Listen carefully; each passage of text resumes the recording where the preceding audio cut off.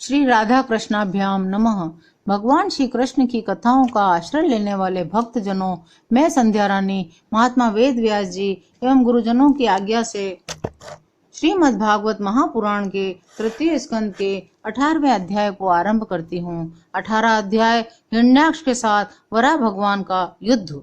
श्री मैत्रेय जी ने कहा, तात वरुण जी की यह बात सुनकर वह मदोन्मत्त दैत्य बड़ा प्रसन्न हुआ। उसने उनके इस कथन पर कि तू उनके हाथ से मारा जाएगा कुछ भी ध्यान नहीं दिया और चट नारद जी से श्री हरि का पता लगाकर रसातल में पहुंच गया। वहां उसने विश्व विजयी वराह भगवान को अपनी डाढ़ों की नोक पर पृथ्वी को ऊपर ले जाते हुए देखा। वे अपने लाल लाल चमकीले नेत्रों से उसके तेज को हरे लेते थे। उन्हें देखकर वह खिलखिलाकर हंस पड़ा और बोला, अरे यह जंगली पशु यहाँ जल में कहाँ से आया? फिर वराह जी से कहा, अरे ना समझ, इधर आ, इस पृथ्वी को छोड़ दे। इसे विश्व विधाता ब्रह्मा जी ने हम रसातल वासियों के हवाले कर दिया है। रे सुकर रूपधारी सुराधम, मेरे देखते देखते तू इसे लेकर कुशल पूर्वक नहीं जा सकता। तू माया से लुक छिप कर ही दैत्यों को जीत लेता और मार डालता है। क्या इसी से हमारे शत्रुओं ने हमारा नाश कराने के लिए तुझे पाला है? मूढ़, तेरा बल तो योग माया ही है और कोई पुरुषार्थ तुझमें थोड़े ही है। आज तुझे समाप्त कर मैं अपने बंधुओं का शोक दूर करूंगा। जब मेरे हाथ से छूटी हुई गदा के प्रहार से सिर फट जाने के कारण तू मर जाएगा, तब तेरी आराधना करने वाले जो देवता और ऋषि हैं वे सब भी जड़ कटे हुए वृक्षों की भांति स्वयं ही नष्ट हो जाएंगे। हिरण्याक्ष भगवान को दुर्वचन बाणों से छेदे जा रहा था, परंतु उन्होंने दांत की नोक पर स्थित पृथ्वी को भयभीत देखकर वह चोट सह ली। जल से उसी प्रकार बाहर निकल आए जैसे ग्रह की चोट खाकर हथीने सहित गजराज। जब उसकी चुनौतियों का कोई उत्तर न देकर वे जल से बाहर आने लगे, तब ग्रह जैसे गजराज का पीछा करता है उसी प्रकार पीले केश और तीखी डाड़ों वाले उस दैत्य ने उनका पीछा किया और वज्र के समान कड़क कर कहने लगा, तुझे भागने में लज्जा नहीं आती? सच है, असत पुरुषों के लिए कौन सा काम न करने योग्य है?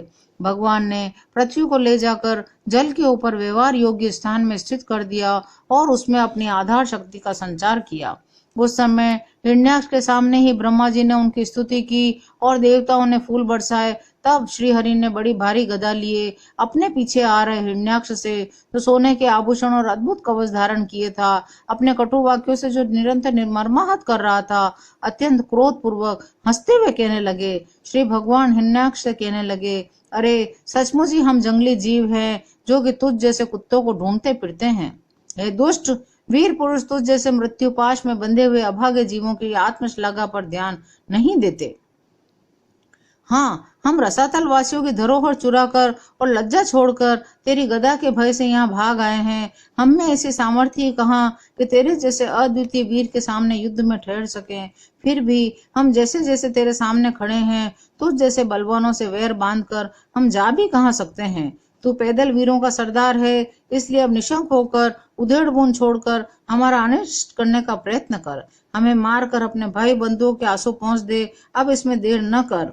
मैत्रेय जी कहते हैं, विदुर जी, जब भगवान ने रोष से उस दैत्य का इस प्रकार खूब उपहास और तिरस्कार किया, तब वह पकड़कर खिलाए जाने हुए सर्प के समान क्रोध से तिल मिला उठा। वह खींचकर लंबी लंबी सांसें लेने लगा। उसकी इंद्रियां क्रोध से शुद्ध हो उठी। उस दुष्ट दैत्य ने बड़े वेग से लपककर भगवान पर गदा का प्रहार किया, किंतु भगवान ने अपनी छाती पर चलाई हुई शत्रु की गदा के प्रहार को कुछ टेढ़े होकर बचा लिया, ठीक वैसे ही जैसे योग सिद्ध पुरुष मृत्यु के आक्रमण से अपने को बचा लेता है। जब वह क्रोध से होठ चबाता अपनी गदा लेकर बार बार घुमाने लगा, तब श्री हरि कुपित होकर बड़े वेग से उसकी ओर झपटे। हे सौम्य स्वभाव विदुर जी, तब प्रभु ने शत्रु की दाईं भौं पर गदा की चोट की, किंतु गदा युद्ध में कुशल हिरण्याक्ष ने उसे बीच में ही अपनी गदा पर ले गया। इस प्रकार श्री हरि और हिरण्याक्ष एक दूसरे को जीतने की इच्छा से अत्यंत क्रुद्ध होकर आपस में अपनी भारी गदाओं से प्रहार करने लगे। उस समय उन दोनों में ही जीतने की होड़ लग गई। दोनों के ही अंग गदाओं की चोटों से घायल हो गए थे। दोनों के अंगों से बहने वाली रुधिर की गंध से दोनों का ही क्रोध बढ़ रहा था और दोनों ही तरह तरह के पैंतरे बदल रहे थे। वे हजारों ऋषियों से घिरे हुए थे।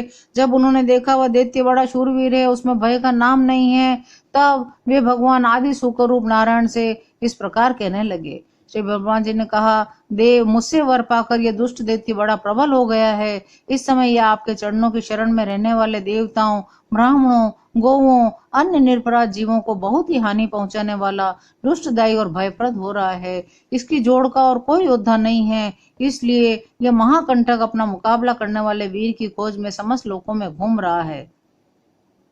हे अच्युत, जब तक यह दारुण दैत्य अपनी बल वृद्धि की वेला को पाकर प्रबल हो, उससे पहले पहले ही आप अपनी योग माया को स्वीकार करके इस पापी को मार डालिए। प्रभु देखिए, लोगों का संहार करने वाली संध्या की भयंकर वेला आना ही चाहती है। हे सर्वात्मन, आप उससे पहले ही इस असुर को मारकर देवताओं को विजय प्रदान कीजिए। इस समय अभिजीत नामक मंगलमय मुहूर्त का भी योग आ गया है, अतः अपने सूरज हम लोगों के कल्याण के लिए शीघ्र ही इस दुर्जय दैत्य से निपट लीजिए। हम लोगों के बड़े भाग्य हैं, ये स्वयं ही अपने काल रूप आपके पास आ पहुंचा है। अब आप युद्ध में बलपूर्वक इसे मारकर लोगों को शांति प्रदान करें।